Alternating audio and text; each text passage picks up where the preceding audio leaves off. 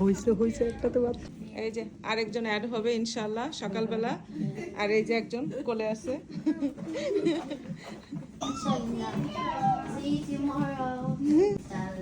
ইনশাআল্লাহ ফকিরে রেখে চলে গেলাম আমরা সবাই।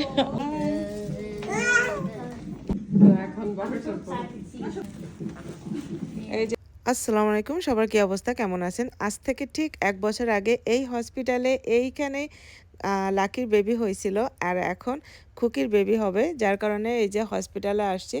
খুকির একটা রেগুলার চেক আপ ছিল সকালে, তো সকালে যখন ও চেক আপ করতে আসছে তখন ওকে হচ্ছে ডাক্তাররা দেখে টেকে ভর্তি করে নিছে, কারণ খুকির একটু ডায়াবেটিক্সের সমস্যা আছে।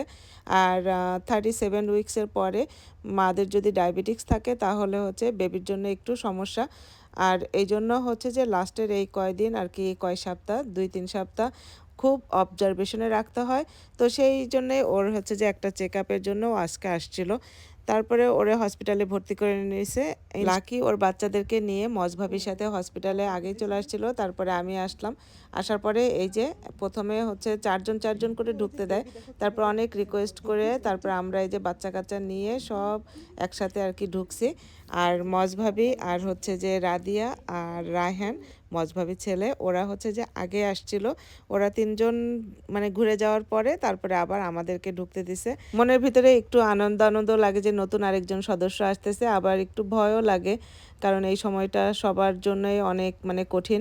তো যাই হোক, খুকির জন্য সবাই দোয়া করবেন। আর এই যে দেখেন এইখানে বেবি বর্ন হওয়ার সাথে সাথে যে বেবির জন্য এখানে টুপি, জামা, তারপরে হচ্ছে যে যা কিছু লাগে নাভি কাটা থেকে শুরু করে সব কিছু এখানে হচ্ছে যে অলরেডি সেট আপ করে রাখছে। লাকির তো সব কিছুই অভিজ্ঞতা আছে এখানে, কারণ গত বছরই আর কি ওর ঠিক এই সময় ওর হচ্ছে বেবি হয়েছিল। তারপরে এই যে এখানে আমি আবার ঘুরে ঘুরে দেখতেছিলাম, রুমটা অনেক বড় ছিল।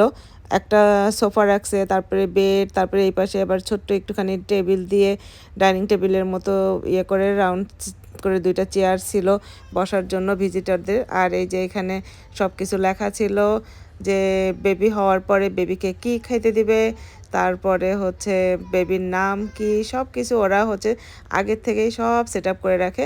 বেবি হওয়ার সাথে সাথেই হচ্ছে সব সকালবেলা সব লোকজন চলে আসবে, বেবির এখানকার মানে কাগজপত্রের সব কিছু এইখান থেকে হসপিটাল থেকেই সব সেট করে মানে সিগনেচার টিগনেচার সব কিছু নিয়ে নেয়। বেবি বর্ন হওয়ার সাথে সাথেই সকালবেলা সব মানুষজন আস্তে আস্তে আসা শুরু করে।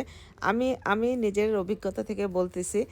আর হচ্ছে মানে সোশ্যাল সিকিউরিটির অফিস থেকে লোক আসে, তারপরে বেবির মেডিকেটের থেকে লোক আসে। আমি আবার এখানে সব কিছু হচ্ছে যে একটু একটু মানে দেখানোর চেষ্টা করতেছিলাম আপনাদের, যে একটা ডেলিভারি রুমের ভিতরে মানে একটা বাচ্চার জন্য, তারপরে বাচ্চার মায়ের জন্য কি কি জিনিসপত্র রাখা হয় এখানে।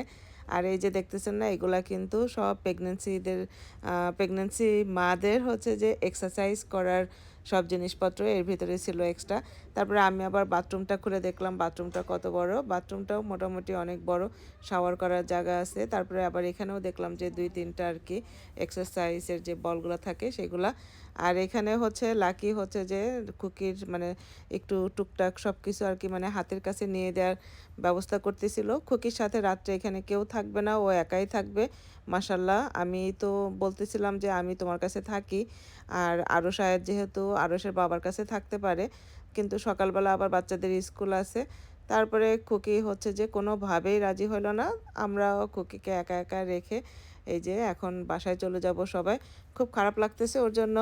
আর নার্স, এখানকার নার্সগুলো এত ভালো, নার্সগুলো বলতেছিল যে ওর যেহেতু হাজব্যান্ড নাই কাছে, যখন হচ্ছে যে ওর মানে পেইন, অনেক বেশি পেইন হয়ে যাবে, তখন হচ্ছে যে মানে বেবি আসার সময় হয়ে যাবে, তখন বলছে যে আমাদেরকে হয়তো ফোন টোন করবে, রিকোয়েস্ট করবে, মানে খুকি যদি চায়।